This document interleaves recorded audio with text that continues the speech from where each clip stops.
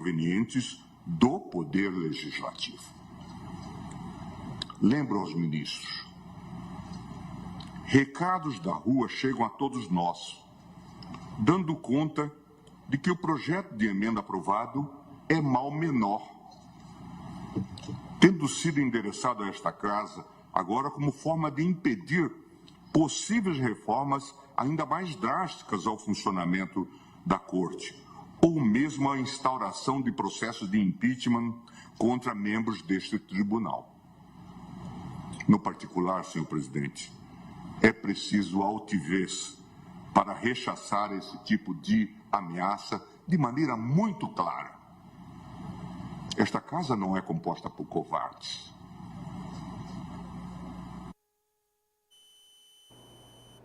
Agora vamos ao presidente do Supremo, o ministro Roberto Barroso. Espírito de diálogo institucional, o Supremo Tribunal Federal não vê razão para mudanças constitucionais que visem a alterar as regras do seu funcionamento. Num país que tem demandas importantes e urgentes, que vão do avanço do crime organizado à mudança climática, que impactam a vida de milhões de pessoas, nada sugere que os problemas prioritários do Brasil estejam no Supremo Tribunal Federal. Até porque as mudanças sugeridas já foram acudidas, em sua maior parte, por alterações recentes do próprio regimento do Supremo. E a reação de Pacheco às falas dos ministros, né? É o react do react, que ele, como a Cíntia disse, reconfirmou agora de manhã nessa solenidade que foi homenageado. Pacheco. Nós não podemos admitir que a individualidade de um ministro do Supremo Tribunal Federal declare inconstitucional uma lei sem a colegialidade do Supremo Tribunal Federal.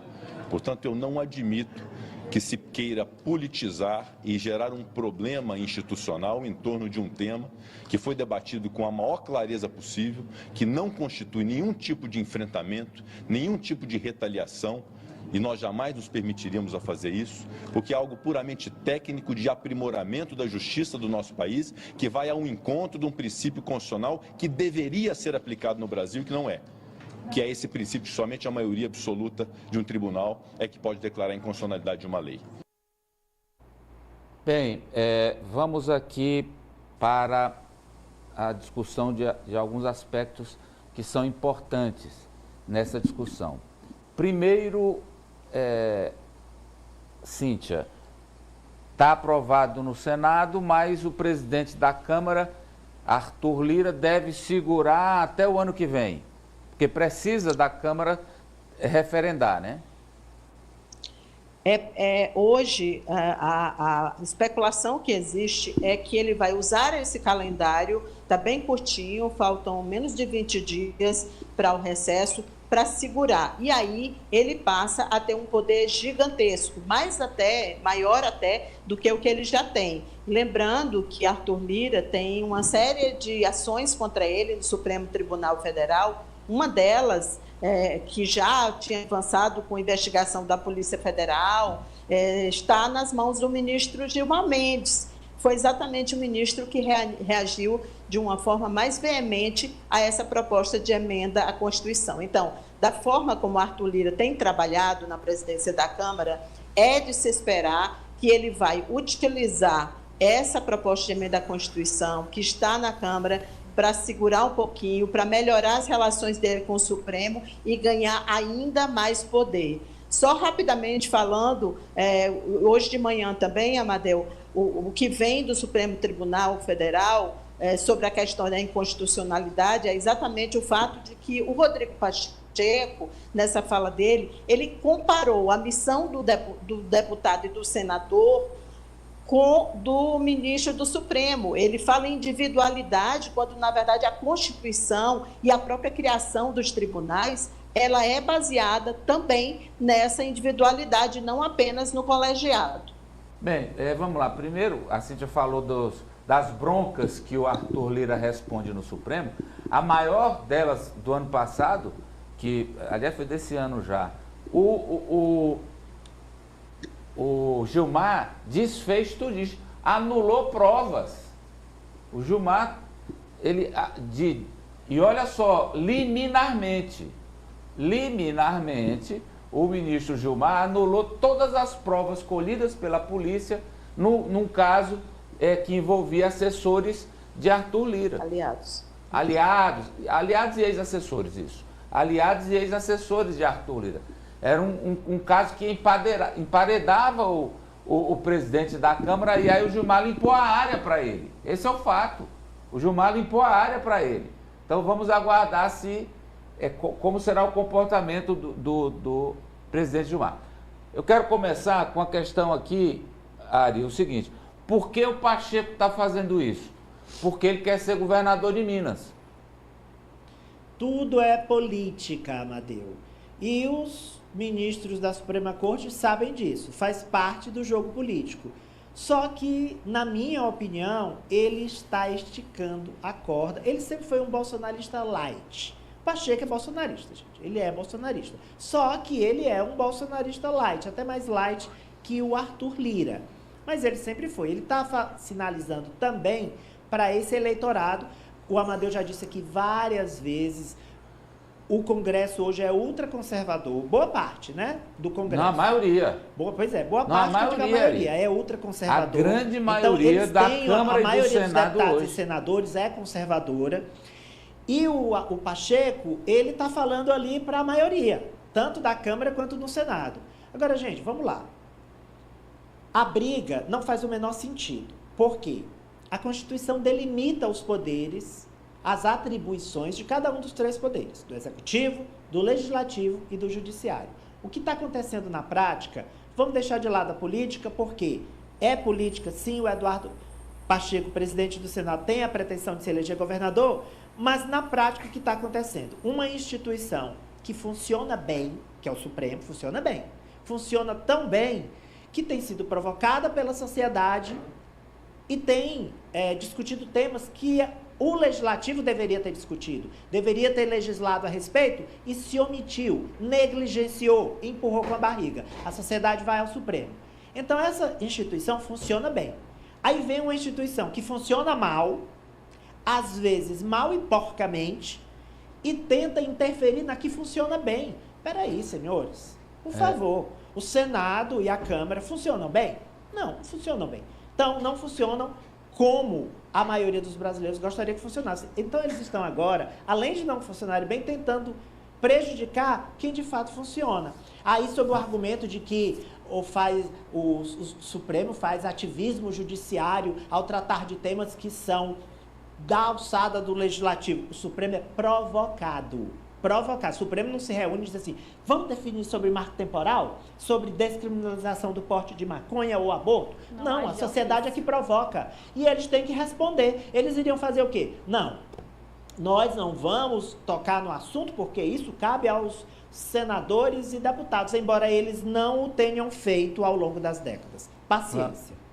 Ananias, e desde quando essa proposta foi feita, se discute a constitucionalidade dela. Na verdade, é a inconstitucionalidade, que é um poder se imiscuindo no funcionamento interno de outro poder. E quem controla essa constitucionalidade é o Supremo. Então, aparentemente, o Supremo vai considerar essa PEC inconstitucional? Sim, a tendência é essa, que considere essa interferência indevida dentro das ações do Supremo. E se a gente olhar na prática, o argumento do presidente do Senado é muito frágil.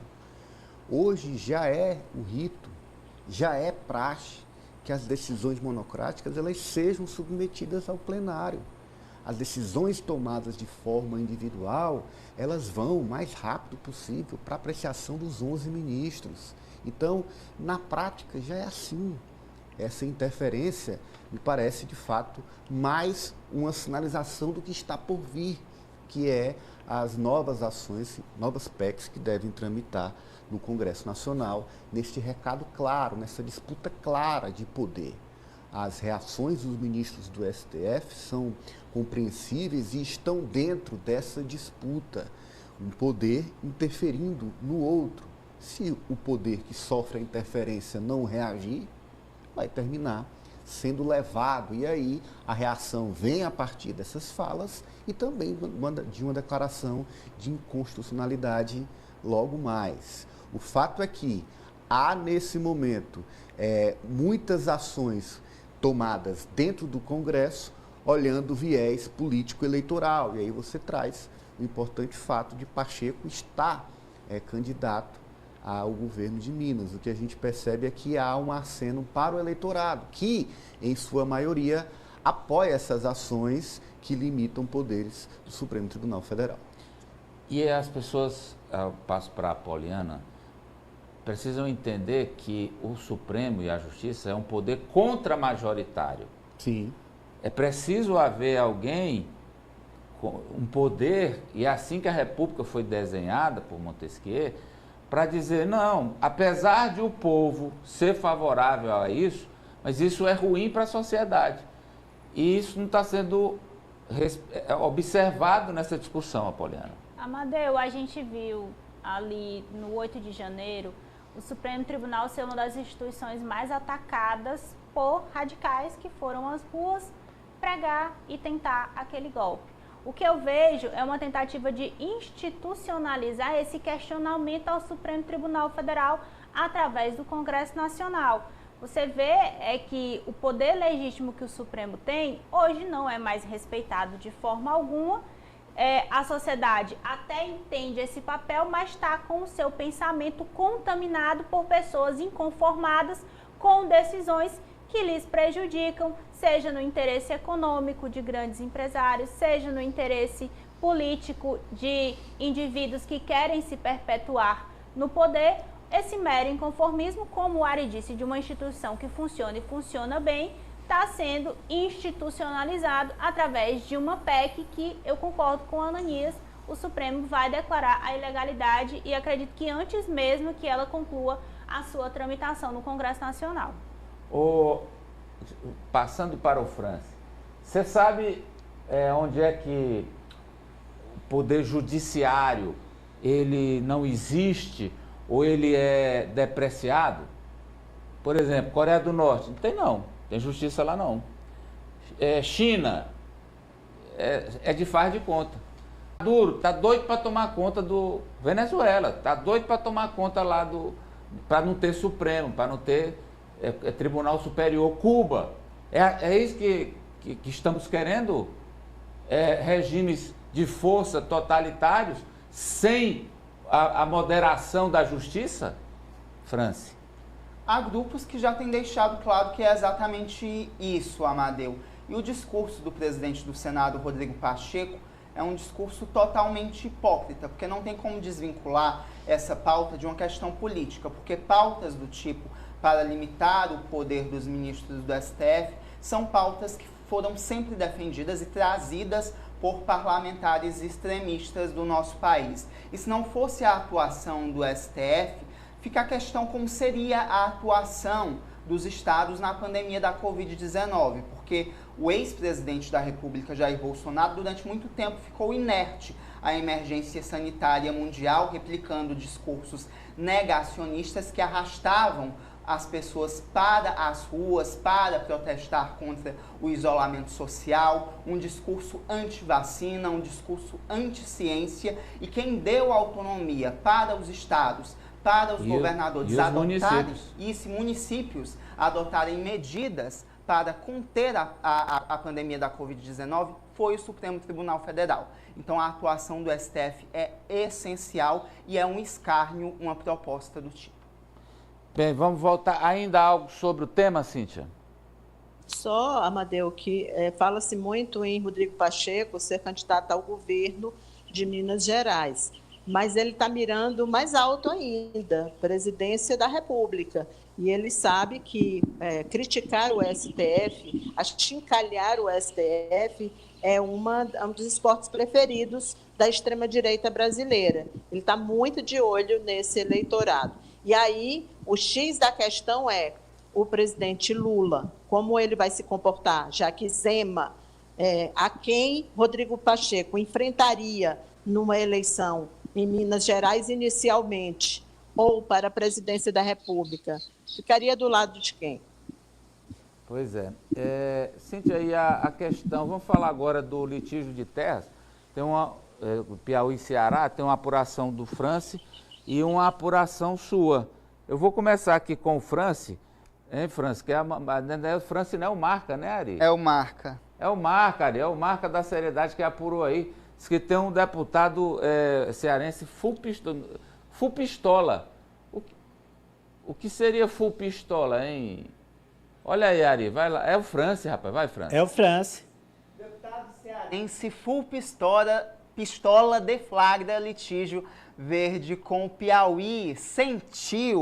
Sentiu, é o deputado Felipe Mota Amadeu, ele que é do União Brasil, e nós inclusive comentamos aqui no Jogo do Poder os recursos atraídos pelo estado do Piauí para a produção de hidrogênio verde junto à União Europeia. A líder da Comissão da União Europeia, a Ursula von der Leyen, anunciou 2 bilhões em recursos para uma usina no estado do Piauí. Nós mostramos aqui essa semana. E o que o deputado...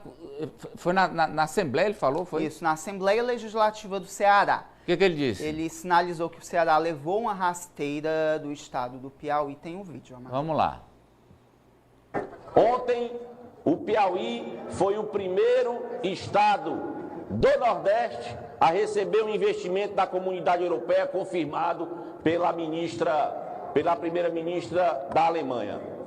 É isso que nós precisamos, por muitas vezes, nos sensibilizar. Não ficarmos trocando os farpas, porque enquanto agora o Piauí vai receber um projeto de hidrogênio, o Ceará ainda está engatinhando. E ainda te digo outra coisa, vai para lá, sabe por quê? Por um outro assunto que eu trouxe para cá, porque eu fui estudar a pauta de lá. Porque as linhas de transmissão de lá já estão preparadas. Está dizendo que o Piauí fez o dever de casa para ter as usinas. Por que chora, Ceará? Ele está detonando o governo cearense, né? E aí ele quer que o Ceará faça esse litígio verde, mas é daqui para frente, que eles estão atrás, né? Isso, estão atrás. O Piauí tomou frente desse projeto de hidrogênio verde, esses recursos que serão aplicados pela União Europeia. O deputado que, inclusive, na continuidade desse discurso, ele acusa o presidente Lula de ter atuado a favor do estado do Piauí, mas nós sabemos bem que essa articulação veio apenas do governador Rafael Fonteles e do trabalho que ele vem realizando. Então, o Piauí e o Ceará estão nessa disputa agora pelo pioneirismo do hidrogênio verde, com o Piauí em vantagem com esses recursos da União Europeia. Não, que essa nós já ganhamos. Essa batalha aqui nós ganhamos. Se daqui para frente o Ceará vai fazer mais coisa e tal, é outra história, mas essa batalha nós ganhamos. Mas tem outra frente de batalha com o Ceará, Cíntia, e essa é mais antiga, é o negócio das terras, que também eles teimam em não aceitar que perderam.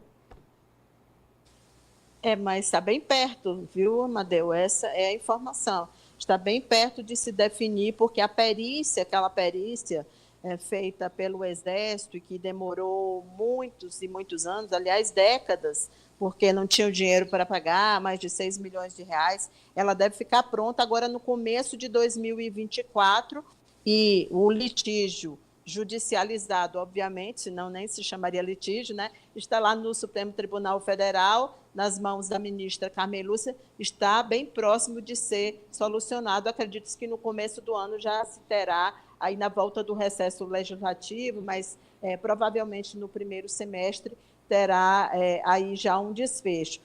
E aí, exatamente por conta que há uma forte corrente no Brasil, é claro que quando se fala de litígio entre dois estados, você tem políticos do estado do Ceará fortemente trabalhando pelo Ceará, claro, e políticos do Piauí, que, aliás, deram início a esse litígio, né? Foram os deputados estaduais em 2011, no governo Wilson Martins, que deram início a essa ação.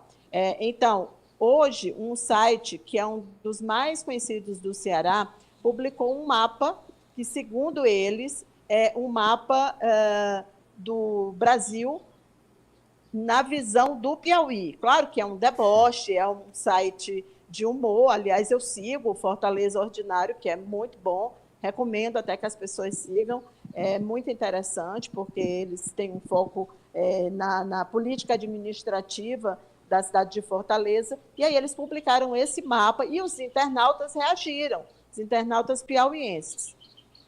Vamos às reações aí, Nájila, põe aí pro Ari. Tem um mapa, né? Não, o mapa nós mostramos.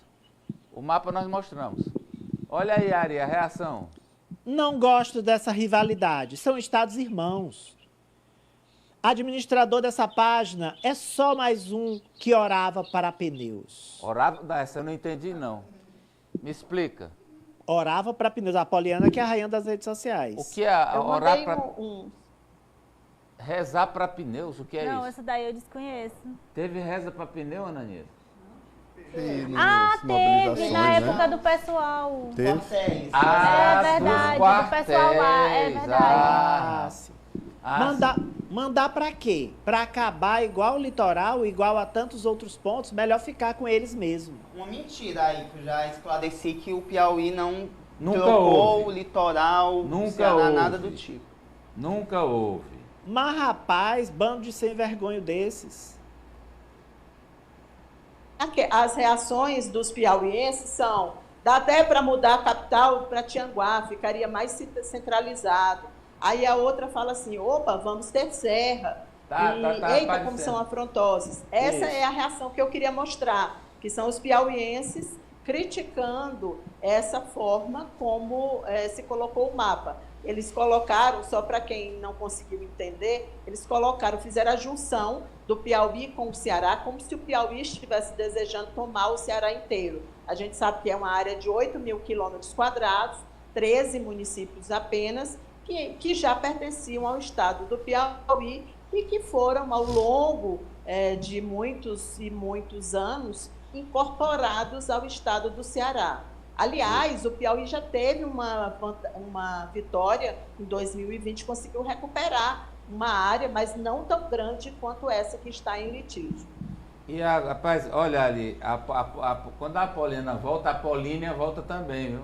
Jura? Ah, é? Ela mandou uma foto aqui, ó. Jura? Eu não entendi essa foto. Bota aí, Nádia. Peixe boi marinho, não sei. Guará. Olha, que foto é essa ali? É um vídeo, né, na verdade. Olha aí, você que tá na rádio, agora a gente entende. Tem um círculo rezando para um pneu. Que é um pneu de direita, né? Nitidamente o pneu de direita. Será que está calibrado? Peraí. É isso. Obrigado, Cíntia. Bom final de semana. Boa tarde. Boa tarde. Tem pneu de... Não, porque fica do lado direito do carro. Ah, bom. São pneu. Ah, bom. Tem Entendeu? pneu que fica do lado direito. Entendeu? Tem pneu agora... Eu tô rezando só para meus pneus sumir. Seu eu tô rezando. Seu pneudopata. Não é porque o senhor só... A turma gostou do pneu lá em cima.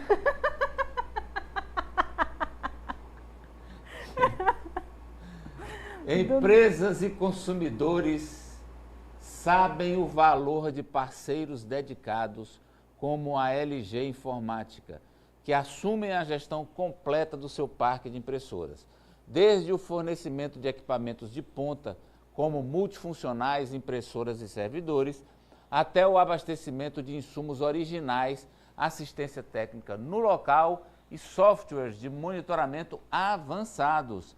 Sim, a LG dispõe de uma equipe de especialistas sempre à disposição para garantir que suas operações de impressão fluam perfeitamente, liberando a sua empresa para focar no que realmente importa, o sucesso do seu negócio.